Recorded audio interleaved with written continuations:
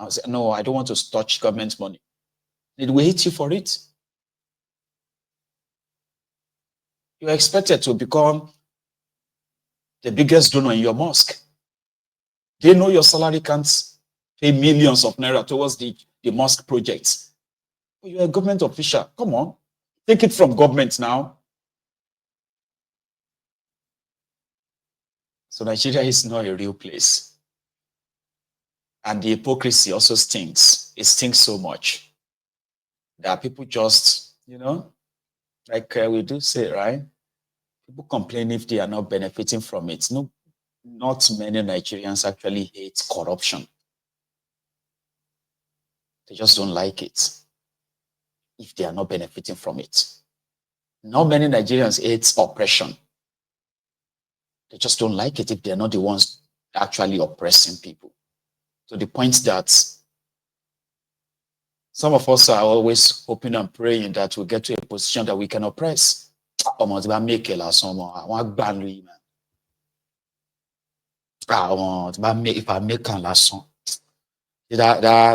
that streets, what did they do me for this my street? If I make them, I go show them. You go see. So what you go do? Don't worry. May God answer my prayer first. You go see. I go show them for this area. I go show them, say I don't arrive. It's a Nigerian thing. The hypocrisy stinks. Therefore, when they say they want to lift people out of poverty, you pay attention to them very well. They're actually telling you that they will lift themselves, their families, their friends out of poverty, because they are always the ones that are always like a better off after serving in a public office. You'll be throwing figures, throwing numbers but they are not real. They are as fake as some of the accents that some of them put up once they begin to steal money. So you're expected to steal. Don't give them an excuse that they won't believe you. Nobody will believe you. So are you saying that you as a minister now, you have never stolen in your life? Benny, I don't believe. Are you saying that as a governor, you have never say no? I've never stolen any money. Benny, I don't believe you. What do you mean you have never stolen? Benny, to stop. Do you think I'm a kid?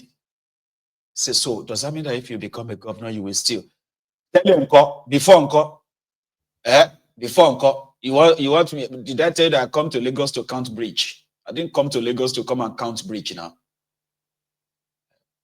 It is a Nigerian thing. It's a very tough one, isn't it? I know. Well, here is one shocker that I got this evening. I don't even know if this is comedy or something, but I feel sorry for this guy. It is early in the year. A lot of people are already having their own regrets. Some are even asking that let's restart the year again. And it's just 15 days in January. So this guy shared this clip and said his wife sent him a divorce. Quite cracking. Let's use this as a mini break. This is a letter of divorce from the lawyer of my wife. To God who made me. I'm not a wife beater. Me and her. It's not as if we've been having quarrel before. What happened is it's NEPA that go and put us in Bande, Lenujometai. I now turn to Okoune Konra. When they on this at home, I shout, Ekpano, the 7,000 we used to use, we are using it for 3.5 days. So, I now do 7,000 that day. So as I do 7,000, I now go out. She now say oyemu that amatan lawa. She now go on ita ninule that ututu mo àtàwọn ọmọ. The 7,000 that I do that day, that I will come back in the afternoon. The 7,000 you have finished. I now say wo mo obìnrin so fẹ́ rán mi lọ sí ìlú yìí ni abo fẹ́ sọ mí di dàbò ṣe dà. I now say she should go to her parent house to go and learn management like the minister of power. But Adelabu tell all of us to be learning management. Baba Bola Ahmed Tinubu say we should know how to manage. And I will send her to her parent house that go and learn management. Only for me to now see this letter that she's filing for divorce. I now say it's not me that caused all this bande wahala. That before this government will finish now, Ọlọ́run ló mọ iye later ti dàrú. That is as if this bande is equivalent to daleru something, because almost gbogbo ọkùnrin ló ti doni kanra tán. Off it ni everybody is shouting now, because if you on anything now, because in bande now you will use 1,000 to do 4 units. Láì ṣe pé wọ́n fẹ́ báyé olúwa ẹ̀ jẹ́. Now see me now, I have received my own divorce letter. I just say pé she should go to their house to go and learn management, like federal government tell us, only for her to say òun ò ṣe mọ́. Now if my own can happen like this, I just pity other men, because me I don't know how many ilé tó máa ti dàrú lórí ọ̀rọ̀ bande that this NEPA BPACN are putting us. They should kuku scatter our marriage. Tell them they want to scatter our marriage. I actually want to, because I did not used to have problem with my wife. It is ọ̀rọ̀ NEPA ló ti dá this issue of divorce letter or no divorce sílẹ̀. And it's not as if I divorce her. I just say go and learn nílé yín díẹ̀ kó dẹ̀ padà wá. Now she say òun ò ṣe mọ́. So I heard that he's a comic content tech creator and all that, but there is a message in his video. In reality, the situation in Nigeria has scattered so many homes. And like seriously, where men have now become complete sociopath, they call them, like they are now like more angrier when it comes to the billings and all that. Not only that, the hardship in that contraption has scattered families, marriages. That sometimes when you see married women in what they are engaging in, something we used to call the extramarital affairs, they don't call that anymore. It's like a survivor of the fittest right now. If you go to Lagos Island, I was on the phone to a friend who was telling me about housewives. Housewives opening their, it was a friend of, it was a wife of his own friend. And he was on the phone to his friend, and the wife was there, and then put the wife on the phone.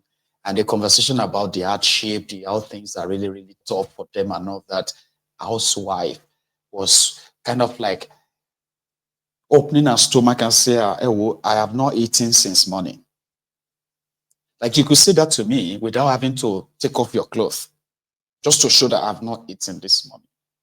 Housewives. And there is worse. Imagine your own wife going out with men, not even another man, with men, coming back the following morning. And you actually know what happened or what's going on, but you have become so economically disadvantaged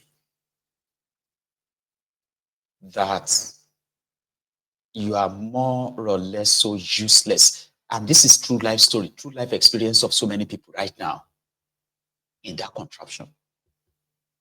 Not to talk of those, out of the fear of what this Nigeria is turning into, decided to japa. Some of them japa, husband and wife and children. And today, the husband has already japada. Marriage scattered. Never to come together again. No thanks to the situation of Nigeria. It's like running from fire, from a frying pan. And you enter fire, a furnace. And this is what the situation in that contraption is actually creating and causing right now. And I can bet it, 1 or 2 or 3 of my viewers have their own personal stories to share too. Something they probably would never want to share publicly. What the situation has caused them in their marriages, in their homes.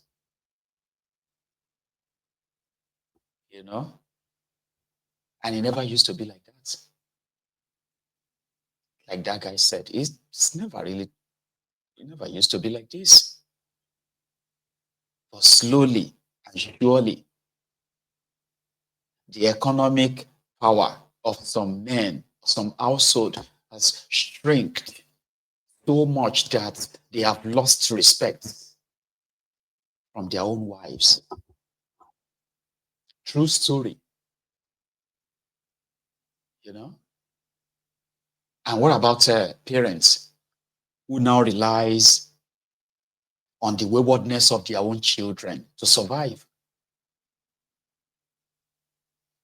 You know? They used to tell us them that we must be very careful about the companies that we join. You get what I mean?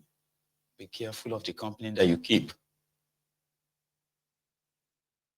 You must be protective of your name, your family name, and all that.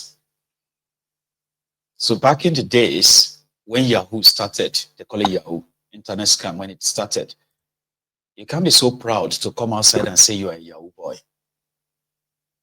You're always very like, now people could call, they say, Naron's, na Yahoo guy. You will even be fighting people. They call you a Yahoo boy. Say, are you mad? Why? I'm a business person. You have to find something doing as a cover, because you don't want people to see you as a scammer. That's why you see the early Yahoo boys, they always had this business as cover. They will tell you that I'm a businessman. I just started a business. I've opened a recharge card shop. I've opened a boutique. You opened an eatery. You have to open a business so that you are not proud to come outside and say you are an internet fraudster. Today is a badge of honor. Yeah, it's a badge of honor. They put it on like proud. I'm a proud Yahoo boy. Similarly, when you see those who are doing the OSRB, what's 304? Is that what it's called? You know what they say 304? You know what that means? Turn it back is ho. And I'm not talking about the ho that we used to cultivate land. Ho. Ashewo. Today is something of pride. Eh? Your mama, your papa, they will be aware that their own daughter.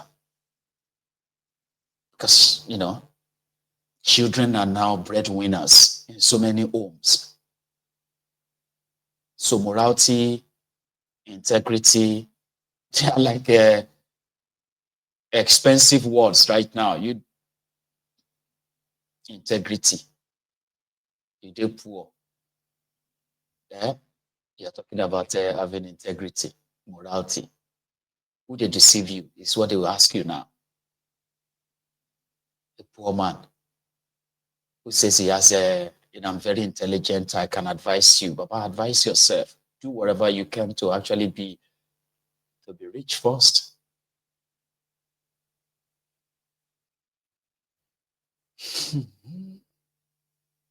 Baba, I have seen things. And sometimes I just feel like, is it that we have become so old or what? And it is still going to get worse. This is not a situation where they will say things will get worse before they get better. Because there must be some effort in getting, towards making things better before you can say, oh, yeah, it's going to get worse now, then it's going to get better later. There must be some effort. But if you look out there, there is no effort anywhere. Scary, yeah? When I started Mayegun's Diary Political, I think I've said this many times, okay? It was like a protest platform. When I came to the UK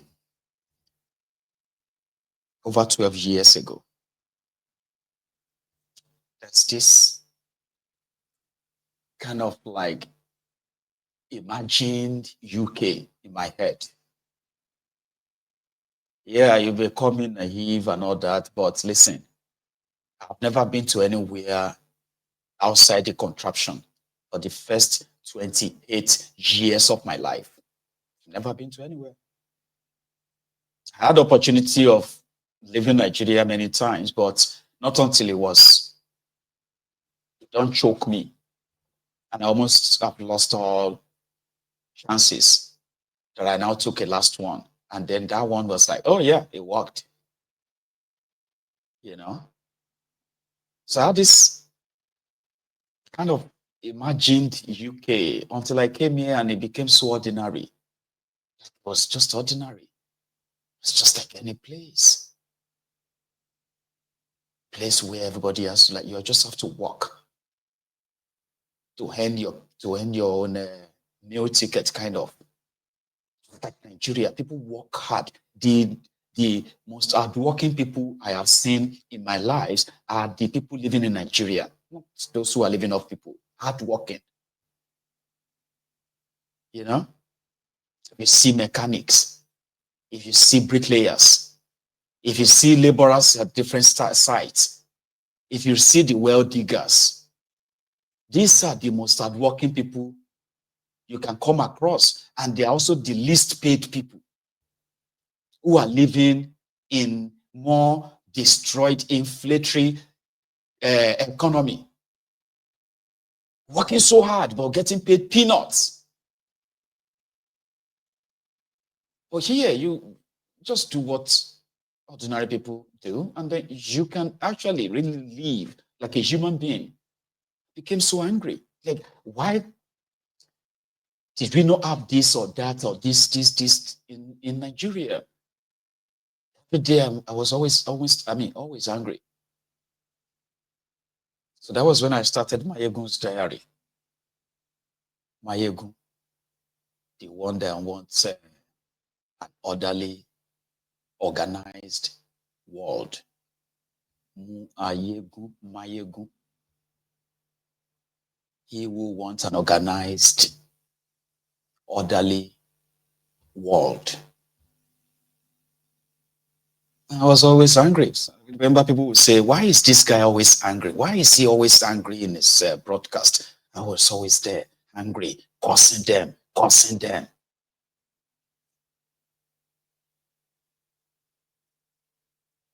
there's so many of us that could do so well if we had reasonable people in charge of that contraption, if they didn't turn it to an LO. You know?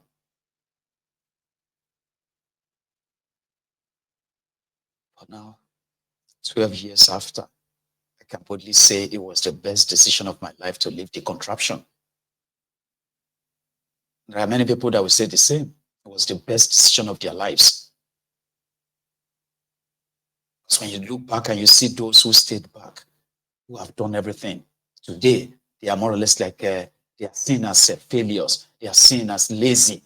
People who got education, those who sacrificed, burned the candle, night candle, just to get education, only to end up as paupers. And then illiterates, criminals, they are living large. Lives have been destroyed, you know, young ones. And there is no end in sight, no end in sight. It should break your heart. Nobody, all of us get hearts to actually reason. So to those of you who are still there, I call you the MVP, the most valuable people ever. Because Nigeria is meant to break you. And there are many broken men and women in that place. Those who have lost their respect, they have lost their track, and they will never get it back. You see, again, this is why I want to see the contraption broken. Before Nigeria break you, you better join us in breaking it up to save lives. You better. Thank you so much, Festus.